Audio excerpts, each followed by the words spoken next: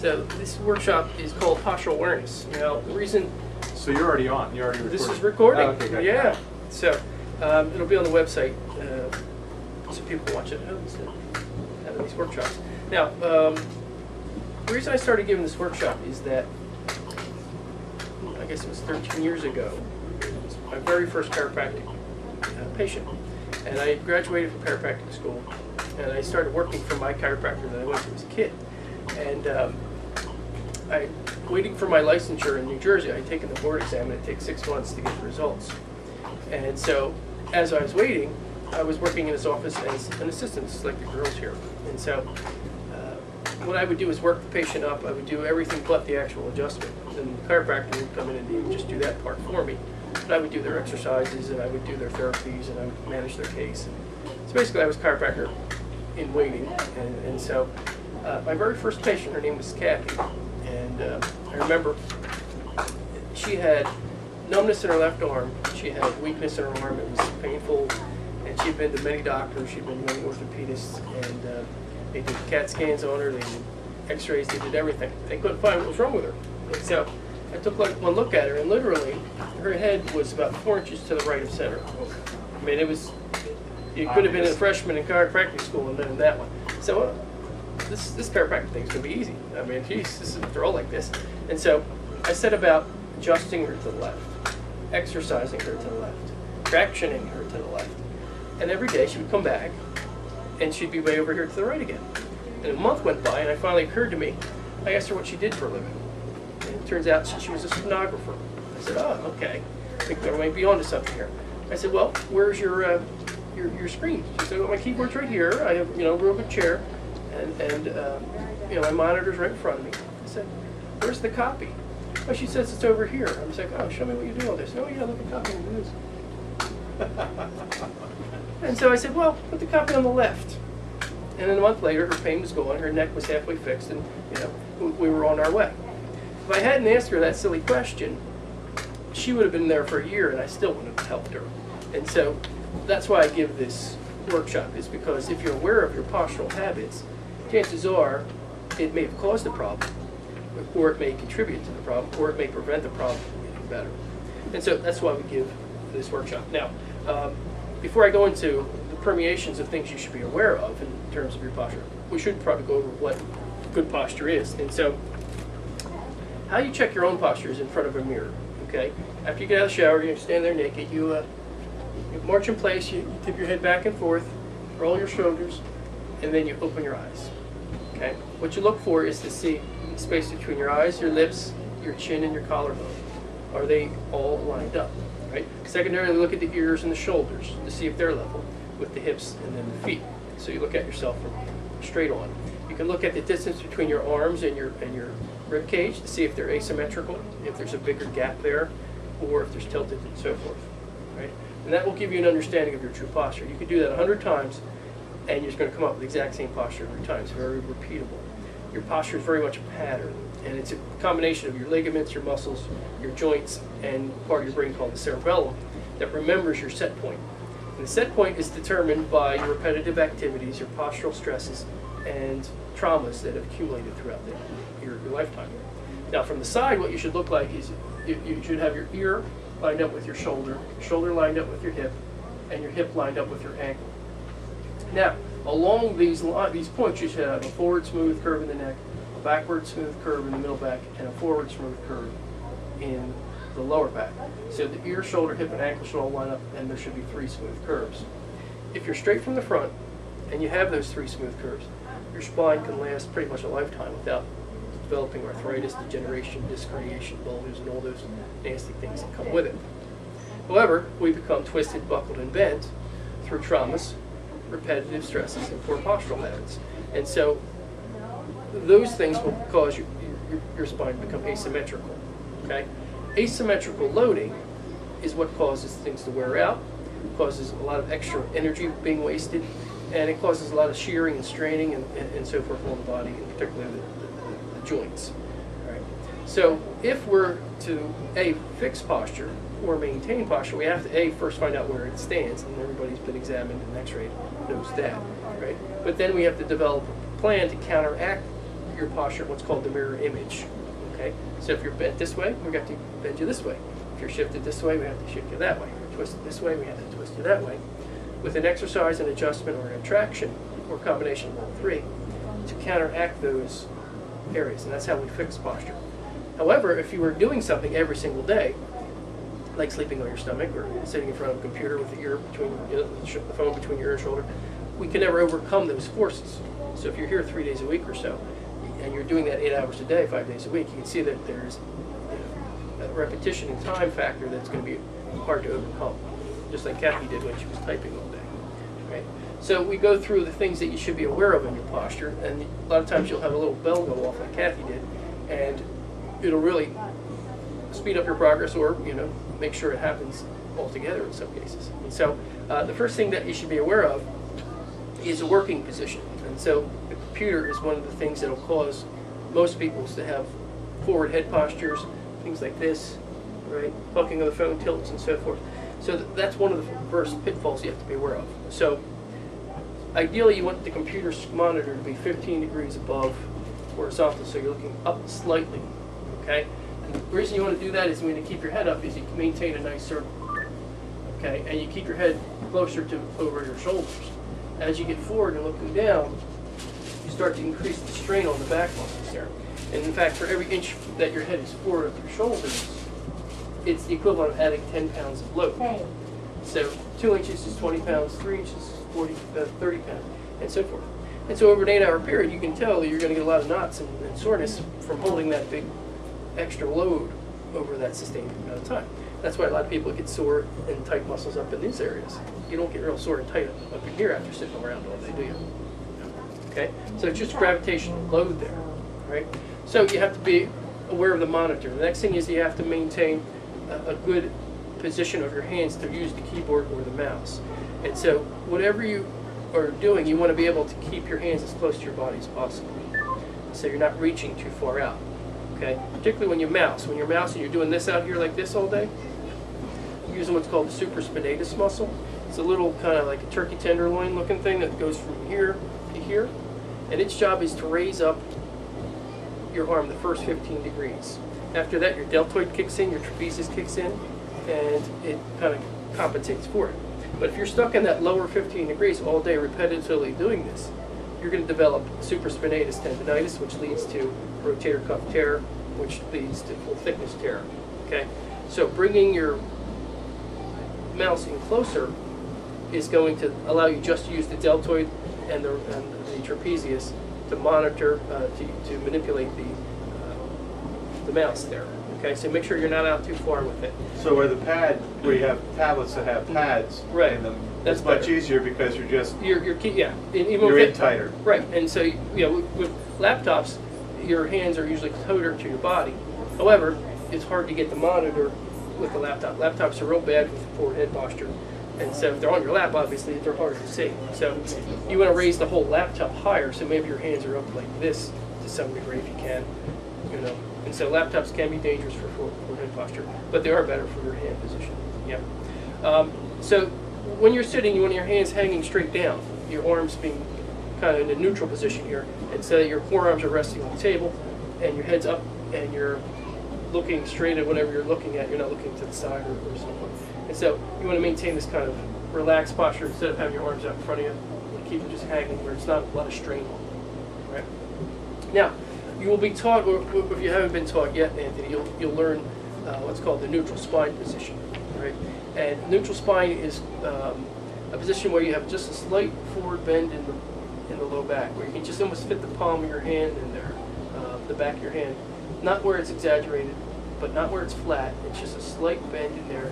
It's almost as if you're kind of getting tickled or something. You have a slight contraction, and from there, that neutral spine you have to maintain wherever you're sitting in. Okay, so you have that slight forward bend, and then you have this position.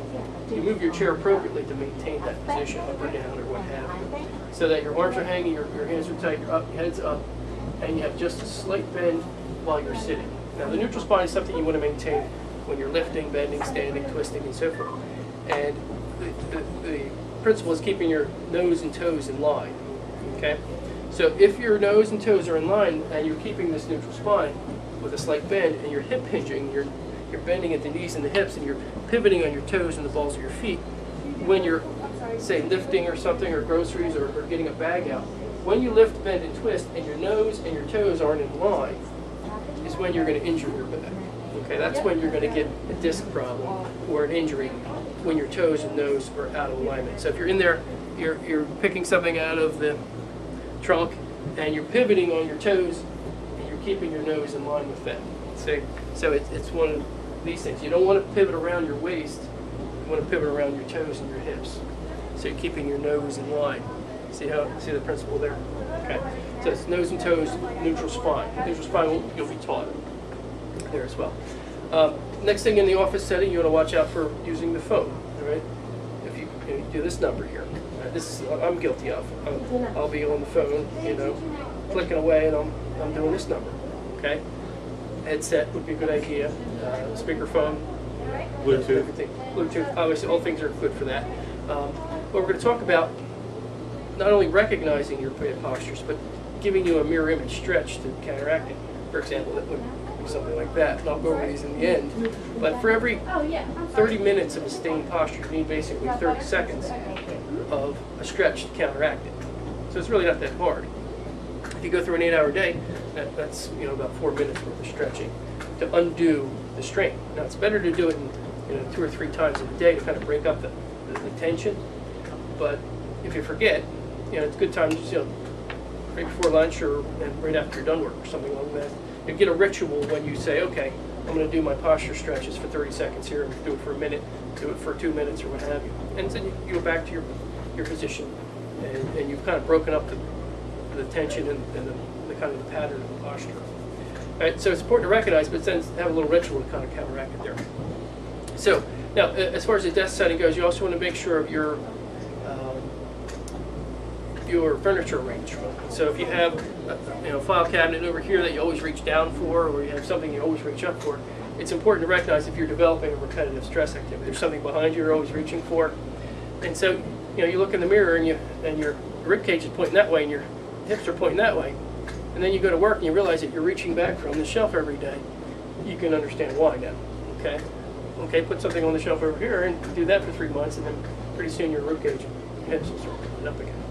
Okay, so there's a few examples, but observe your workspace and observe how you interact in it and the posture you are able to maintain and be comfortable, and then do your work efficiently.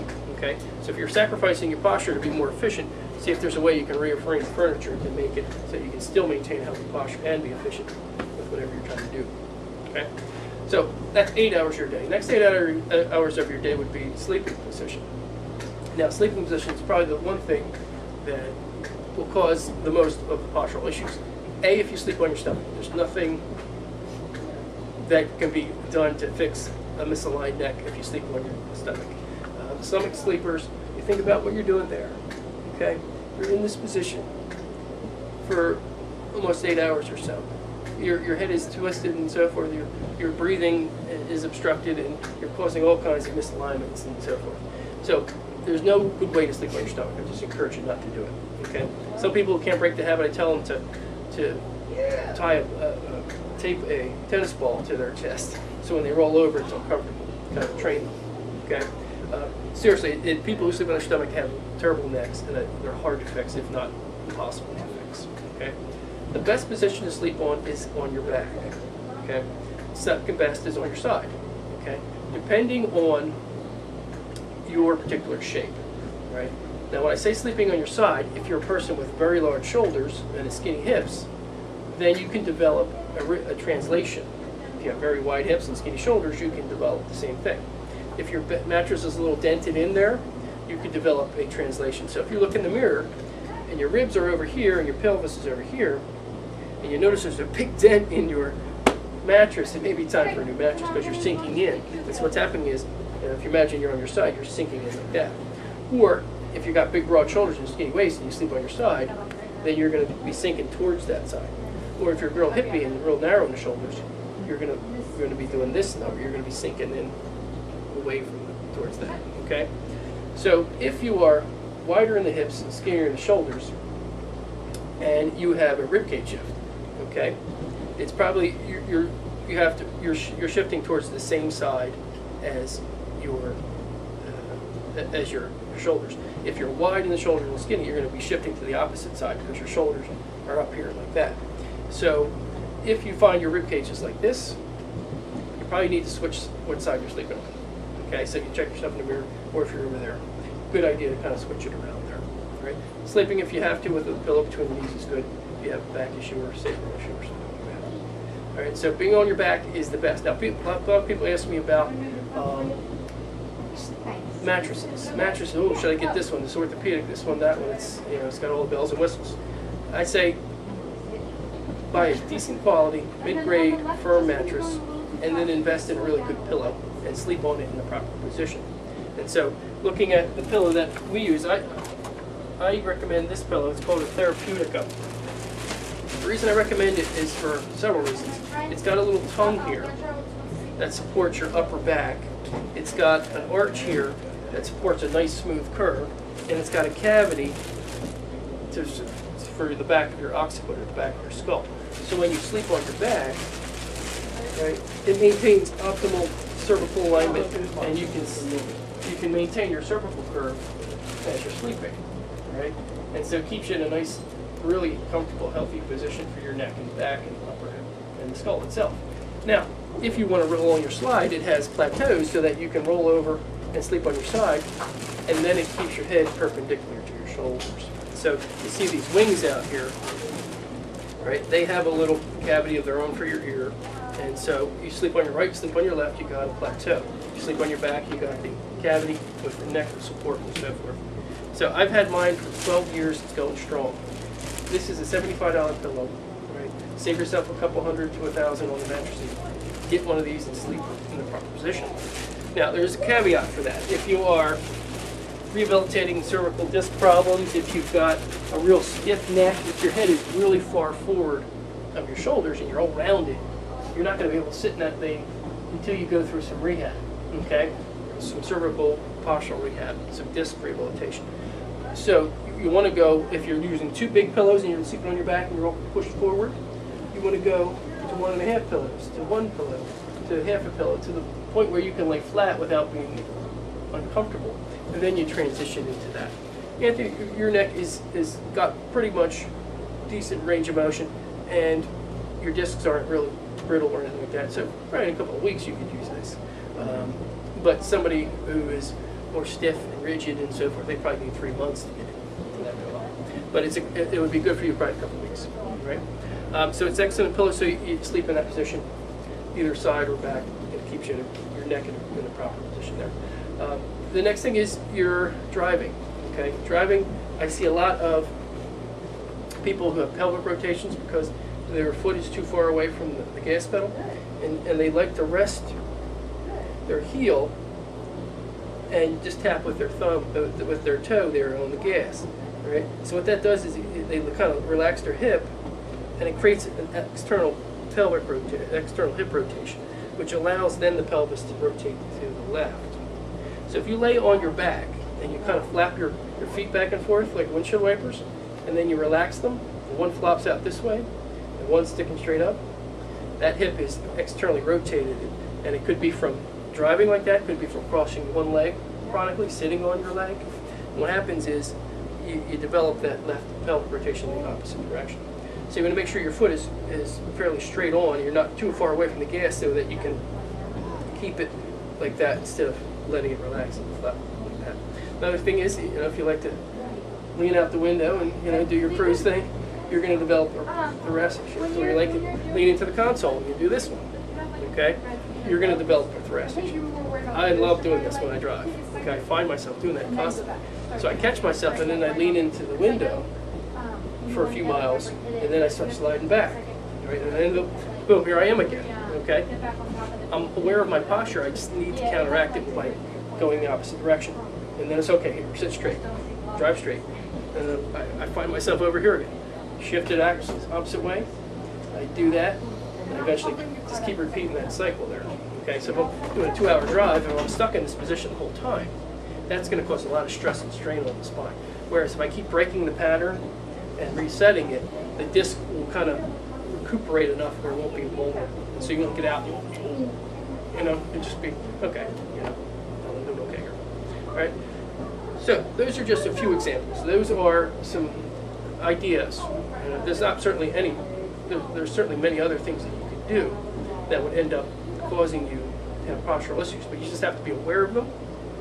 You have to reduce them, counteract them, or eliminate them if you can. Right? If you can't eliminate them, then you have to counteract them, and that's where the stretching comes in. Now, typically we give you a mirror image exercise program, okay, based on your posture, and you do these mirror image exercises on a daily basis on the home front after we get you through the acute phase and so forth. Okay, so let me go over a few of them. Now, one I mentioned earlier is, say if you're talking on the phone, okay, you got the phone between your ear and shoulder, and so after you get off the phone, you say, oh, you know what, I was just using bad posture there. I'm gonna have you put your hand behind your back, reach over, and you stretch in the opposite direction. You hold it for 10 seconds, and then you push your head to the left for 5 seconds, and then stretch it to the right again for 10 seconds. Right? And then boom, you've unlocked 7 minutes of bad posture, and your neck should probably be pretty close to neutral. If you're a person who carries their bag like that, same thing. If you're a person who carries a briefcase, okay, all those things will cause you to do this type of thing. Okay, so switching your briefcase to the opposite side, switching your handbag to the opposite side, wearing the handbag across, not you, but obviously as an example for females, would be a good idea to prevent that type of thing. Okay. Now we give everybody an exercise called the acorn, the corner, and the prone extension. These are all the same exercise in a different position, either standing in the doorway or laying down. So I'll demonstrate the acorn. And the reason we call it the acorn is that if you imagine you had an acorn between your shoulder blades and the back of your head, you're going to go back like this and try to crack the acorn. So you're retracting your shoulders and extending your head at the same time. Excuse me. You're going to hold that for 10 seconds. You're going to do 5 seconds of reverse shoulder rolls. You hold it for 10 seconds. And you do 5 seconds of reverse shoulder rolls. If you do that, you break the cycle of up to an hour of bad posture at the computer. Okay? So you've been on the computer for an hour, you hit 2 or 3 sets of those, and kind of shake it out. You've undone all the tension that developed in your trapezius and neck muscles. Okay? And so you find yourself slouching into your laptop. Uh-oh, I better hit some prone extensions. I better do some acorns here. You stretch it out. And boom, there you go. Okay? Now, I frequently do a low back stretching routine. And frequently I demonstrate it here. But it just so happens that it is on our website. All right? So I go through my entire stretching routine from top to bottom. And I stretch out every muscle in the body. It takes about 20 minutes to do my routine.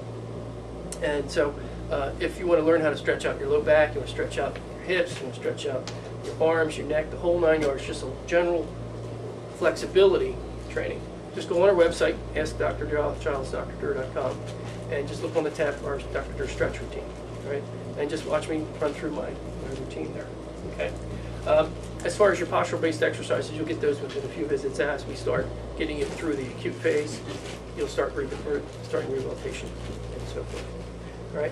So, just a few takeaways is that you have to be aware of your bad posture. You should check it every morning in the mirror. Right. You see what patterns you're developing. You say, okay, I wonder where that's coming from. Okay. And then you start catching yourself in the patterns that you're doing. You examine your sleep position, your work position, your driving position, your hobbies. All right. Say you and the missus share the couch, and she always sits on the right, and you sit on the left, and you lean into the side of the armrest watching your TV.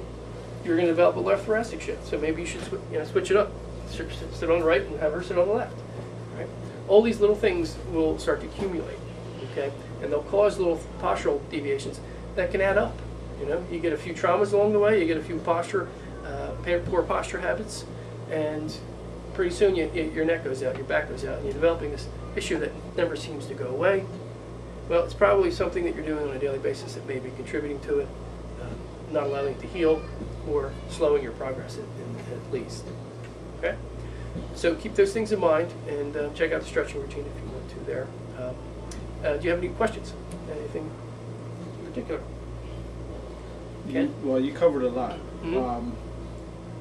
Now, as far as this regular standing, like if you stand for a long period of time, is there anything? Is it the nose over the Nose over the toes is a good idea, but that's an idea when you're lifting, to keep the nose and toes.